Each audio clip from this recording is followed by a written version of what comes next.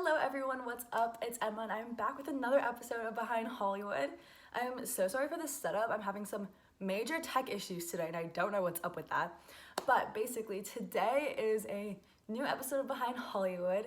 This one actually, I don't know if you'll notice it with this one, but definitely for the next episodes that I have coming out, things are gonna be a little bit different. I started kind of stepping it up a notch with Behind Hollywood lately just because I've been doing so much with it.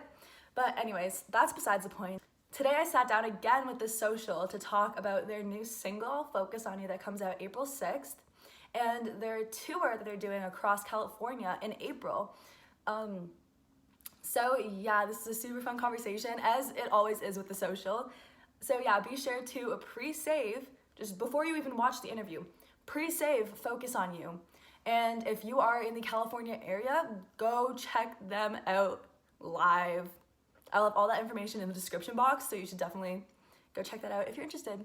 And yeah, we'll just get right on to this interview. So how are you guys? Have you been since the last time we spoke? Which wasn't that long ago, now that I think about it. Really busy. Yeah, really busy. Just getting ready for all this stuff coming up. The song coming out, of course, and writing, recording. Just announced a tour today. Just announced the tour today. Yeah, I saw that. It's just 3 dates, but yeah, all here in California, Santa Cruz, San Francisco, and here in LA. But we're super excited to get back out and play some shows and promote the song a little bit. Mm-hmm. Also, Mark's not here. He's had to work tonight, so. Okay, that's fine. Yeah. No worries. So you guys have Focus on You coming out April 6th. Yeah. And then the tour that you just announced today. So we're going to kind of focus on those two things to talk about. So you guys announced this past week that you have your first single of 2022 coming out. So can you talk a bit about Focus on You, kind of like how the song came to be, what it's about, all that kind of stuff?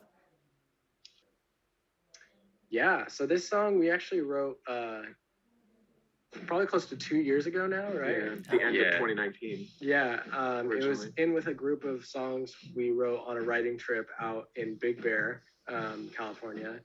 And we weren't sure if it was actually going to come out for a really long time because it kind of sat on a hard drive. And obviously COVID stuff happened. Things got weird for a second and we were just like, should we just move on from it and write new stuff, or do we want to put this out?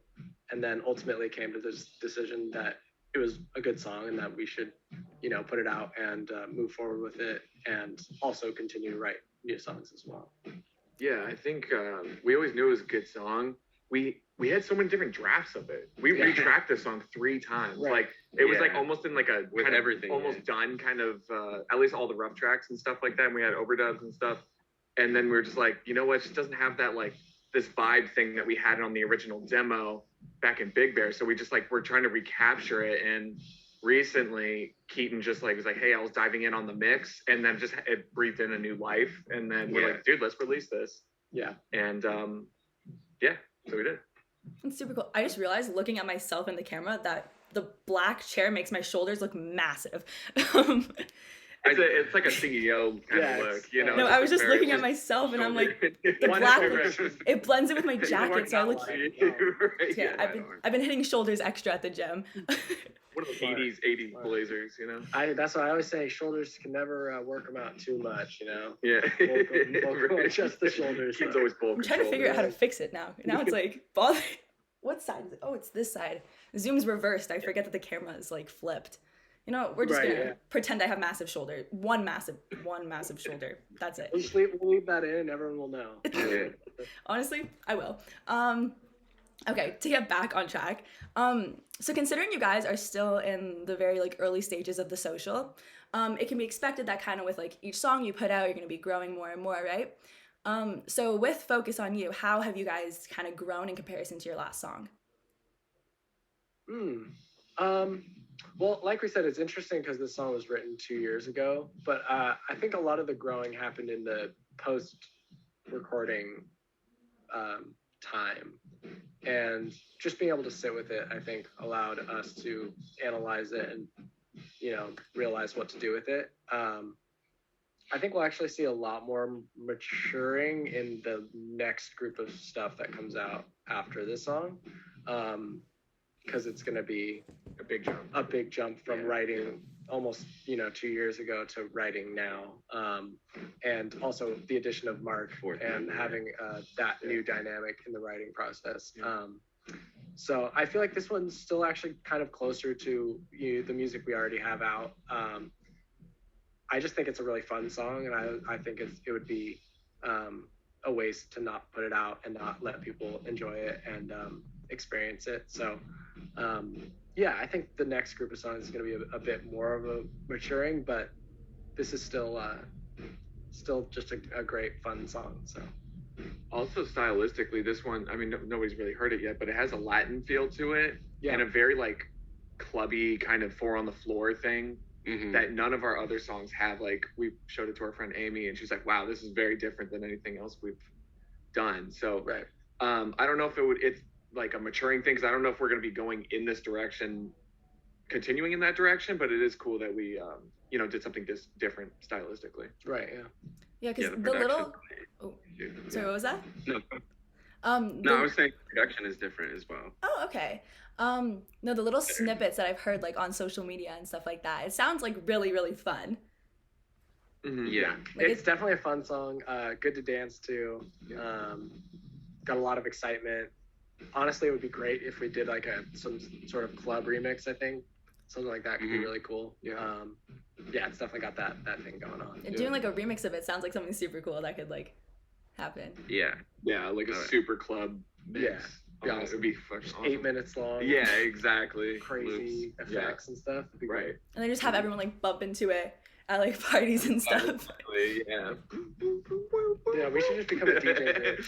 All of us should. on DJs. Yeah, just like headphones and just like. Oh my gosh, I just pictured like a line of all you guys just like with like turntables and stuff. That's so funny to picture. One time just as a joke. Yeah.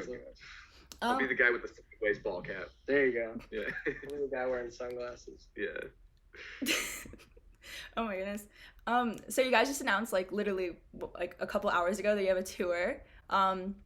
3 shows. When you guys announced the tour, I was looking at my school schedule for my finals, and the LA show was my last day of classes, and I'm like, if it was a day later, I would have flown out.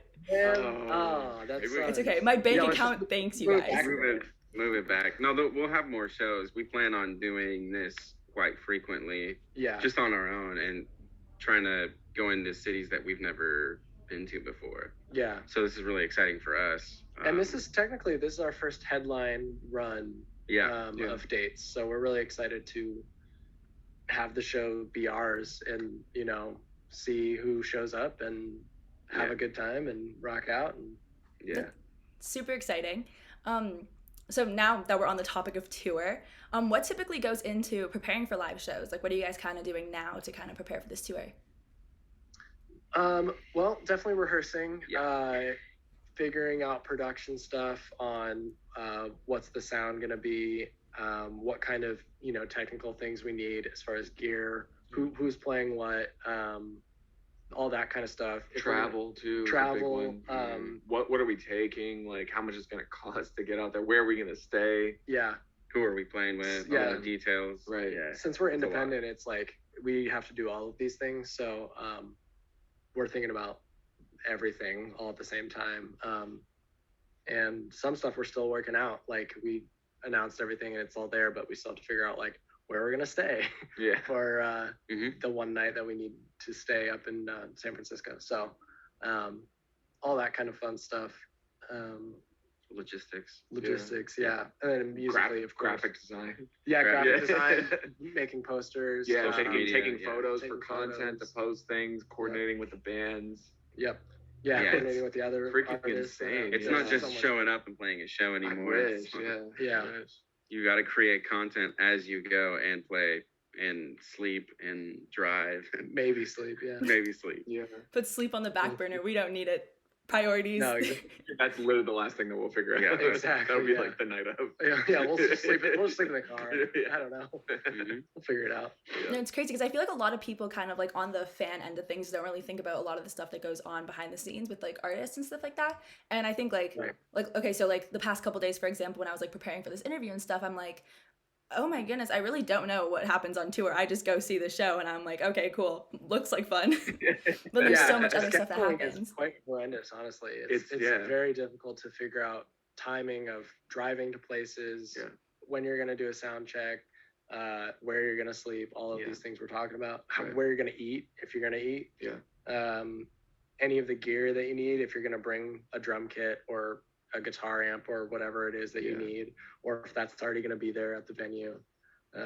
Like this is all this stuff that you have to work out in advance. And I mean, as you get bigger, you hire people to do those kinds of things. It's just when you're just getting going, you have to kind of wear all the hats. So Yeah. we're at that stage right now. But it's fun too. But it's fun, yeah.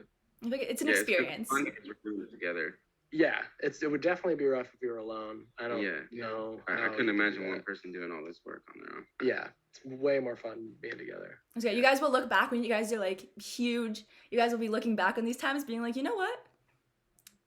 It paid off. Paid Yeah. off. It was pretty good. No big yeah, deal.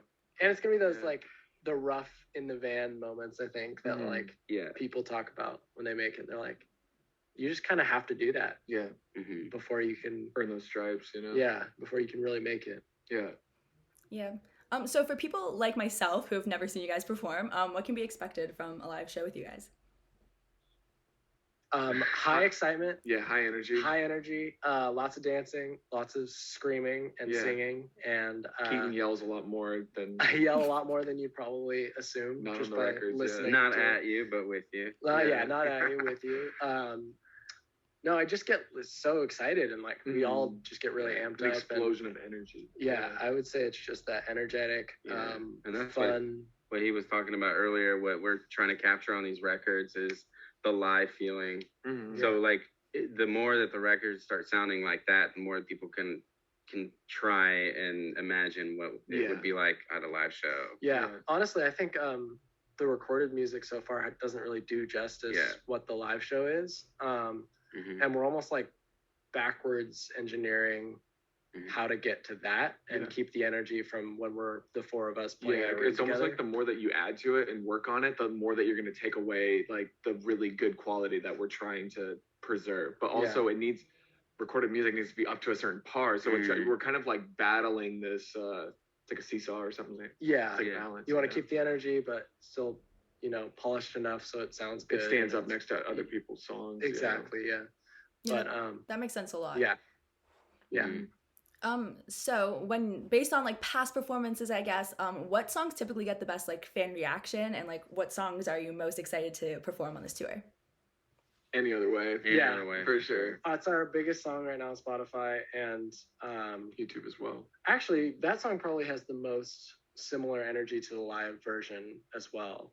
Like the live, Yeah. That's probably the That's closest true. we've probably ever the gotten to that. closest. Yeah. It really feels really good on the recording, and live it just goes off, and there's this just crazy energy in the room. Like even on a bad night, I would say where like the energy's pretty low, it still pops off on that Yeah. song like every time. It's a guarantee. Yeah, I want and, more of those songs. And then Yeah. most recently, Okay With Me has been just Yeah, Yeah.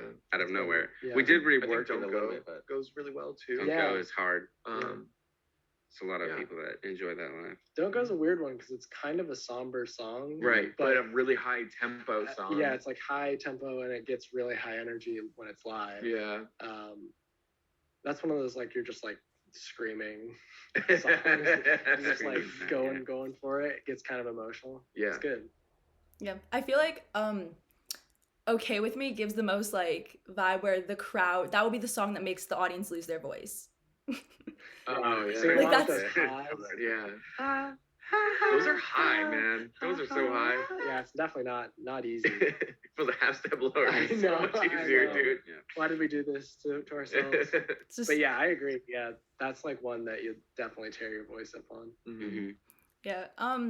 So what are some things, I guess we kind of talked about this a bit earlier, but what are some things about touring that like people on the outside of things wouldn't really expect or don't really know about? I mean, we kind of did talk about this one earlier, but there's anything else. Yeah, I would think probably just like scheduling, how it's like the little things. It's like, when are you going to stop to go to the bathroom on a 15-hour drive? Or like, where, if you're going to drive, you have to get from point A to point B and it's 20 hours, where are you going to stop in the middle? And it's like, where are you going to sleep? Those kinds of things. I feel like people don't really think about that. And then just like we said earlier, all the technical stuff that goes into booking shows and figuring out logistics, like it's just so much. And to me it would be like, it's like you gun it for 8 hours to the next city to wait for 4 hours, so you load all your gear in, and it's like this like rush, like get everything on stage, get it set up, and then this thing, and then it's like, all right, sound check's done, and now we're gonna wait for 4 or 5 hours and it's just like this really weird like stop and go, and like, where are we gonna go to the bathroom, where are we gonna eat, like it's just also like the sleeping and like the showers is like showers is the biggest thing to me, that showering like is rough. because I love to shower first thing in the morning. I don't feel normal without a shower. And on this last tour I went on, I was like, it was day 5, day 6, no showers. So it's like, it really messes with my mental space, my mental, There'll be sometimes where you literally wake up, drive, and then you have to drive after the show as well to get to the place. Because you just won't make it if you were to stay the night. So it's like, the biggest thing is driving. I think a lot of people don't realize that sometimes we'll have to do it overnight, and I've done it once. And it's many times, and it's super dangerous. I'm like literally scared to do night drives. Falling asleep at the wheel is one of my biggest fears. It's definitely a very real thing. And like a lot of people I don't think realize that the band members are usually the ones driving. Like on this little run we're doing, it's just the 4 of us, so it's like obviously we'll be driving the car, and I think a lot of people think of glamorous touring when they think of it. They think of big tour buses and big high production and all this stuff. It takes a minute. It takes a minute to get there. But those things cost a lot of money. Another thing too is like you're kind of a touring bands are targets too. People, you have like a target sign on you. You know what I mean? Where like people like want to break into your van and like they know you have they know you have value, like valuable, $50,000 worth of stuff in there. So it's pretty common for people to get robbed on tour. My last band got robbed. His last band. The van got broken into. And this is right after I quit. And I was supposed to be on that tour. Thank God you weren't. Thank God I joined you guys. No, everything's good. But that shit is real. But there's some crazy shit that goes down. And you're out there, man. It's just like you're on like the top of a mountain with the winds blowing, and you got a trailer, and there's semi trucks flying. You're like, what are we doing here? I was just like, I started this like just playing guitar, you know what I mean? And now we're like out in the middle of the country. I just wanted to play some music, and now we have to drive for 15 hours to get to Oklahoma or something. For nobody. For 20 people. We'll see what happens. But I won't change it for anything. No, I definitely wouldn't either. I want to be doing that. Some of those things I never even thought about. Like I didn't think about the like theft and like stuff like that. That like never even like crossed my mind, but it's very, very real. A lot of people will, like, if they are staying in a hotel, they'll bring in all of their stuff from the car into the hotel room. I mean, we did that on our first tour we went on, just because it's like you never know when tour's over. If someone's gonna break and steal your shit, and obviously if we don't have money to buy new stuff, which normal people don't. And we're not gonna sleep in the car and freeze to death. Exactly. So it's better to just bring everything inside and just take that extra 15-20 minutes. So that's like a whole process too. It gets crazy out there. But then even like hotels, like people at hotels could see you like lugging all that stuff like with you, and it kind of just. There have been cases where maids will steal stuff, or people will see you come in and break into your room. Especially in the middle of nowhere, you get some weird stuff where the people that work there like are in cahoots with other people, and they're like, "Hey, we got these guys here." It's like it gets weird. Especially that's like. Red Roof in Chicago, dude, how sketchy that thank was. God we didn't actually stay there. We left. On our first tour, like extra far away to get away from the hotel because it was that bad. And it was late. We were roughing it, and obviously just trying to save money as much as possible. And this hotel was, I think, $40 a night in Chicago, and it was just like really rough. There was a homeless guy in the lobby who was like yelling and like making a scene. And then the office worker, it was his first day on the job, and poor guy. boss, like it was horrible. He didn't know what to do, so we were like trying to check in through all this, and then we ended up just leaving because it was just not safe. That's a taste of what you deal with sometimes. But the good things too, I would say, is like, and this is what people don't know, is like, to me, it's not like being on stage that's like the good part. It's like with your band members, like all the jokes you have and like all that stuff. Like I love those moments. And talking with people, just like the people you meet. Meeting people. People who come to the shows, fans that come out, or sometimes just random people at like gas stations, or like like you'll just like make friends, and it's like it makes it worth it. It's like this big adventure. I really like that. Right. Yeah, and especially like after COVID and everything, like people like crave those like one-on-one like interactions that like people were lacking for like 2 years. So it's super cool. So what are your guys' like favorite parts, I guess, about favorite parts about live shows? Words were not working for me there. Parts about live shows. I think for me, it's being surprised, expecting the unexpected. Because the very first show we ever did, I did not expect that many people to scream back any other way. Yeah. Right off the bat. And I'm like, really every time that does happen now, when people are, that still shocks me, because I'm like, wait, I've never seen you before, and you know all the lyrics. Probably better than I do. Because like, we'll just get so excited, we'll forget about lyrics sometimes, but like, they don't miss a beat. And that's for me is the wow factor. That's definitely a great feeling. I would say for me, it's you just feel fully in the moment when you're on stage. You feel like fully immersed in what you're doing, and there's no like thinking about other shit. It's just like, I'm here right now, and I'm singing the song with you, the audience, and it's just like this magic feeling. And it's you don't really feel that a lot in life, and it's one of those special places that you do. Yeah, I would feel the same. It's pretty similar with what Keaton was saying. It's like time actually feels like it slows down. Oh, definitely. And a lot of that's adrenaline too, but it's like the crowd syncs with the band. It's really weird. And like when it's off, it feels not good. And that's what I would say is a bad show. It's just like the crowd's energy didn't meet our energy. So but when it does, it's like time like goes down and slows down, and then you're like in the moment. It's awesome. I feel like that's also like a really cool part about like going to shows for kind of like smaller artists. Because like you develop that more like one-on-one kind of connection with the like artist, right?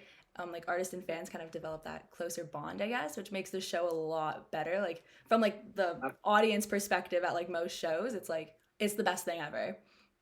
Yeah, absolutely, nailed it. I love like the smaller venues. It's like 200 to 500 people in there, and it's just like hot and sweaty, and you're just like fucking rocking out together, and everyone's on the same energy plane, and it just feels really, really great. Yeah. So that was the last question. But before we like finish off, is there anything you guys want to like say to kind of wrap everything up? Just that if you're in Santa Cruz, San Francisco, or Los Angeles on April 8th, 9th, or 14th, you should come see us, because we're going to be having a really great time. We have co-headliner Sleep Talk, friends of ours, another band. They'll be on the San Francisco and Santa Cruz dates. They're super, super awesome. So I would suggest anyone who's watching this, just go check them out. Sleep Talk. They're super cool. And pre-save our new single, Focus on You. It's coming out April 6th. And we're really excited about that. And we're going to be playing it live at these shows. So if you can come out, it'd be awesome to see you there. And it's going to be a good time. Awesome. So okay, that was so much fun, as it usually is with the social. Again, like I said before, and like we said in the interview, pre-save Focus on You, and check out the social if you're in the California area in the month of April. Go check them out at one of their live shows. I'll have all the details to that in the description box. While you're there, also check out their other music, which I will also have in the description box. And be sure to subscribe, because I have so much more things coming with Behind Hollywood super duper soon. So you will not want to miss that, so make sure you subscribe so you won't miss that. And also check out me on social media, and I just recently made a Behind Hollywood TikTok where I am posting behind the scenes of all my interviews and stuff like that. So I will have that linked in the description box as well. You should definitely check that out because it'll be just a super fun exclusive look at all these little interviews that I do. So yeah, I'll see you guys next time.